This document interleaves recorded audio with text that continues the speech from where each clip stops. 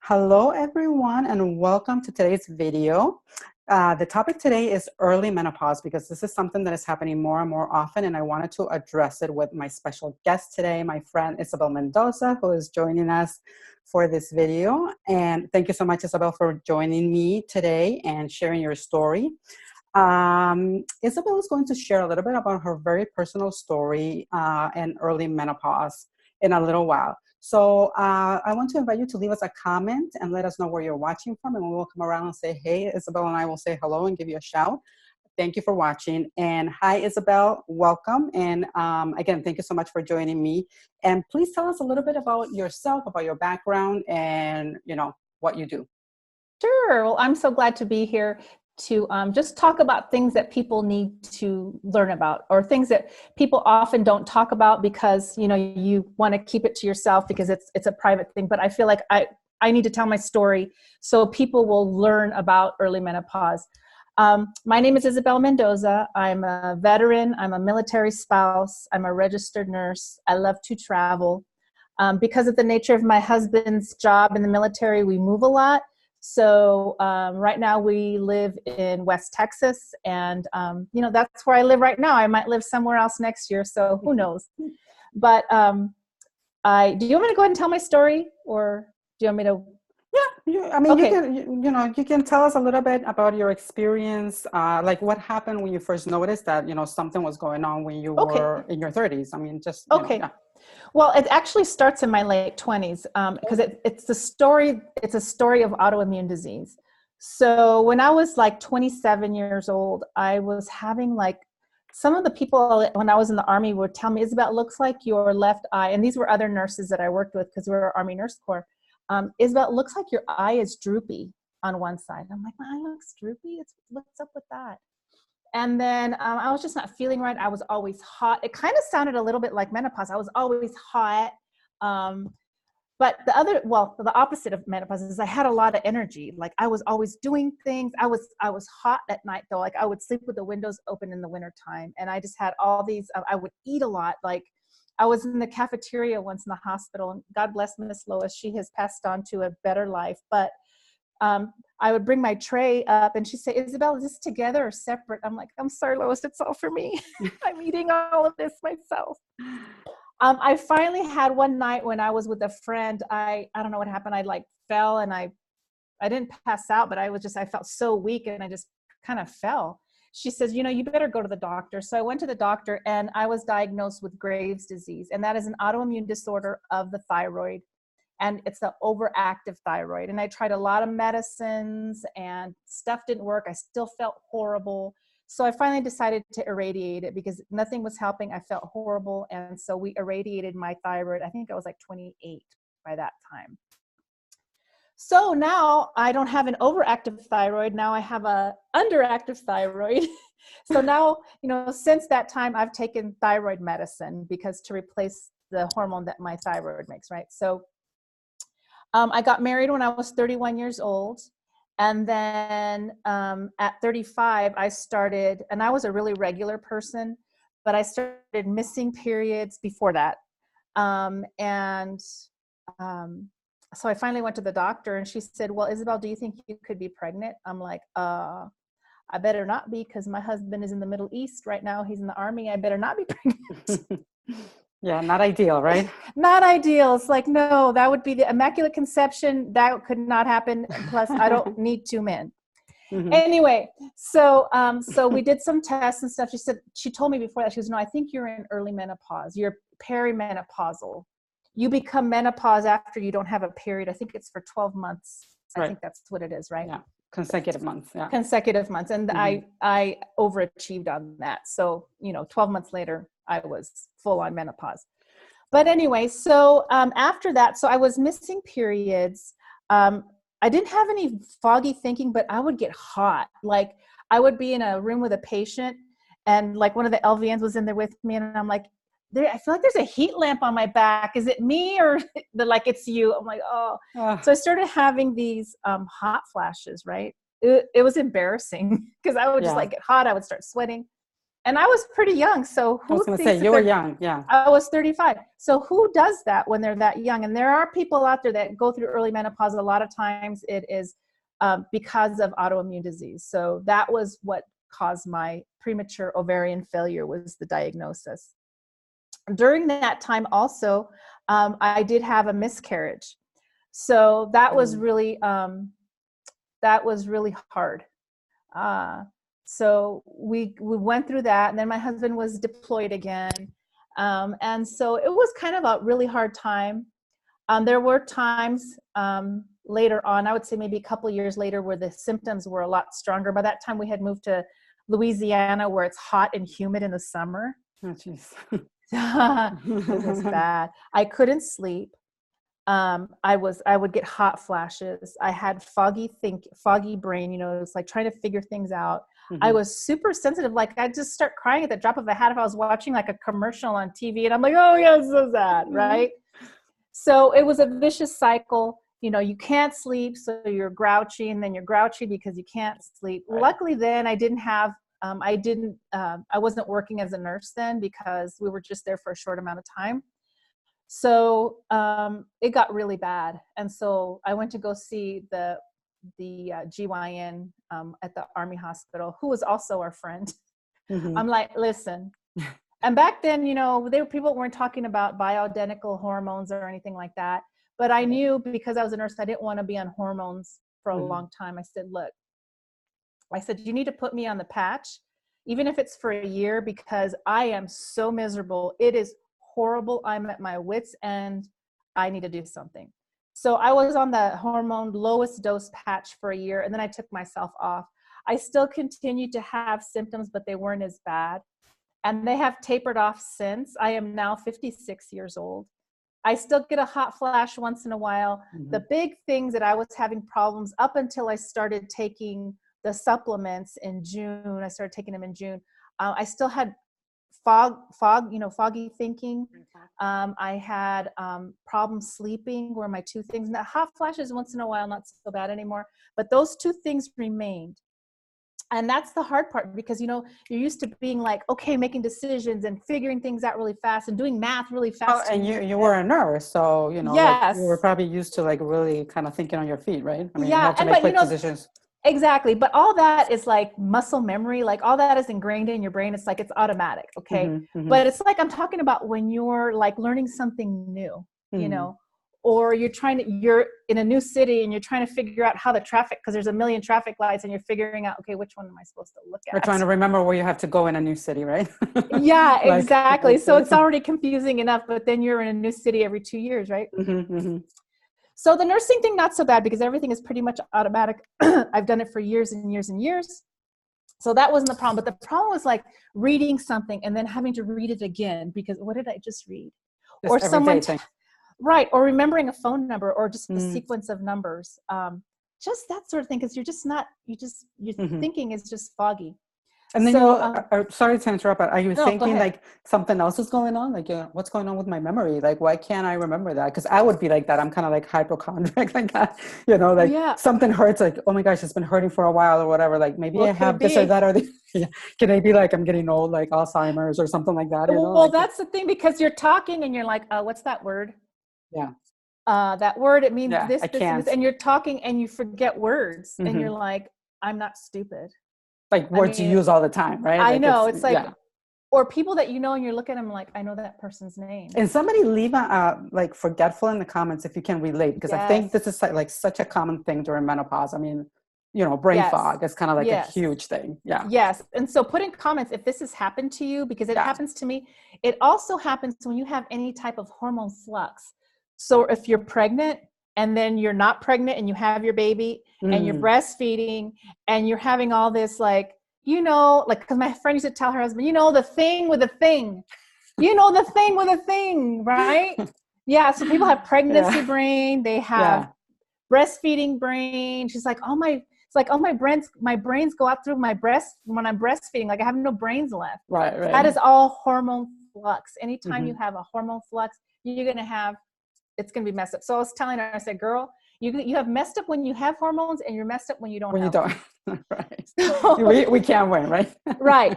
So just for our young viewers out there, if you're in your 20s, or 30s, and like, I don't need to worry about it. You know what? Learn this information so it's in your back pocket. So you're not ignorant like me when I was in my 30s. I had no clue what was going on with early menopause, right? The plus is that you don't get a period, so you don't have to spend $10 for a box of cotton. That is a plus, because it's so expensive, right? Yeah. And they charge that because they can. But all the things that go with it, even when you're PMSing, all the foggy thinking, that it's kind of the same. The same, yeah. Right? Hormonal, Hormonal flux. Right. So yeah, so those two things, once the hot flashes kind of subsided, the thing that remained was the memory thing, the brain fog. The hot flashes once in a while, not as bad as they used to be. I'll get them once in a while, but not so much. But yeah, so once I started taking the supplements in June, probably, I would say maybe 3 or 4 weeks later, it started getting better, and I'm sleeping really good now. That's awesome. So yeah. You were looking for natural alternatives. You did not, you said that you wanted the patch for a little bit to relieve your symptoms because they were so bad and they were interfering with your everyday life. Like you had no energy, you couldn't sleep. So that was like a vicious cycle. And then you were looking for natural alternatives. So tell me a little bit about that process and what finally ended up happening like in June. Yeah. So back in, I would say 2000, let's see, what duty station was that? That was 2009 to 2012. So around 2010, there was this website it was all about menopause and these vitamins. And so they'd send me like these boxes of like vitamins that you would take. And, none of that, it never worked. I tried changing my diet, that kind of helped a little bit too. Okay, here's the thing too, you guys. I just want to tell you this. So if you are taking thyroid medicine and you're in menopause, your levels will change. Okay, so make sure if you're going through menopause that your doctor is taking, doing your thyroid levels, and let them know, you're perimenopausal or menopausal if they don't know. And your levels will change if you're menopausal and on hormones, if you're on hormone replacement therapy. So it will change. They have to look at everything basically. Yeah. So they need to look. Yeah. So if you're on hormones, they need to know, hey, you know what, this is going to change. Also, if you're taking anything with biotin in it, and they take thyroid levels, it's going to affect your thyroid levels. So make sure if you're having a thyroid level being checked that you're not on anything with biotin. Check all your vitamins, your shakes, all that stuff, and make sure there's no biotin, because that's going to mess up your labs. That's great. Yeah. A lot of times doctors don't tell you that. You need to know that. That needs to be part of your education. Make sure there's no biotin. And then also your thyroid levels will change your amount of medicine they give you when you're on hormone replacement therapy. So thanks for sharing that. That's like super important information. Yes, actually. Super duper important. So anyway, yeah, so at that time I was on that website. They were sending me the vitamins. I changed my diet. I did a lot of things, and it was, I just lived with it. Until I heard about, the fundamentals. And once I started, it really has changed my sleep. I never took like sleeping pills. I never took, what is that?